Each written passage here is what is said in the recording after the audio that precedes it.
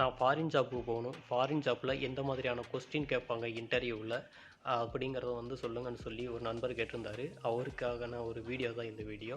நான் ஒரு காமனாக அவங்க கேட்குற ஒரு 5 கொஸ்டின் என்னவா இருக்கும் அப்படிங்கிறத வந்து நான் எடுத்து வச்சுருக்கேன். அதை மட்டும் நான் உங்கள்கிட்ட நான் சொல்லிடுறேன். நீங்கள் ஃபுல்லாக அதை பற்றின ஒரு நாலேஜை வந்து நீங்கள் அதில் வளர்த்துக்கிட்டிங்கனாலே உங்களால் கண்டிப்பாக வந்து இன்டர்வியூவில் வந்து சக்ஸஸ் பண்ண முடியும்.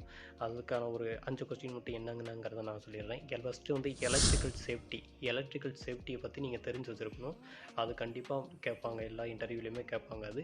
அதே மாதிரி பிபிஎம் வந்து ரொம்ப ரொம்ப ரொம்ப இம்பார்ட்டண்ட்டான ஒன்று. பிபிஎம்மை பற்றி நீங்கள் நல்லா தெரிஞ்சு வச்சுருக்கணும். பிளான் ப்ரிவென்டிவ் மெயின்டெனன்ஸ், அதை பற்றின ஒரு தகவல் வந்து உங்களுக்கு நல்லா தெரிஞ்சிருக்கணும். அதை பற்றி நீங்கள் தெரிஞ்சுக்குங்க. அதுக்கப்புறம் வந்து லோட்டோ, லாக் அவுட் டேக் அவுட்டும்பாங்க, அதை பற்றின ஒரு தகவல் வந்து உங்களுக்கு புரிதல் வந்து கண்டிப்பாக இருக்கணும்.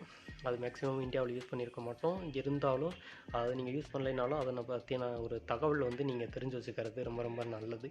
அதே மாதிரி MTB, SMTP, main distribution board, அதே மாதிரி சப் மெயின் டிஸ்ட்ரிபியூஷன் போர்டு, இதை பற்றின தகவல் வந்து உங்களுக்கு ஃபுல்லாக தெரிஞ்சு வச்சுருக்கணும். அந்த இதுக்கான நாலேஜ் வந்து உங்களுக்கு இருக்கணும். அதை பேஸ் பண்ணியான கொஸ்டின்கள் வந்து கண்டிப்பாக கேட்பாங்க. அதே மாதிரி ஏடிஎஸ், ஆட்டோமேட்டிக் ட்ரான்ஸ்ஃபர் சுவிட்ச் அப்படிம்பாங்க, அதை பற்றின ஒரு தகவல் வந்து உங்களுக்கு ஃபுல்லாக தெரிஞ்சு வச்சுருக்கணும். அதை பற்றின நாலேஜ் வந்து உங்களுக்கு இருக்கணும். அதே மாதிரி கண்ட்ரோல் பேனல் பற்றி தெரிஞ்சு வச்சுக்கோங்க.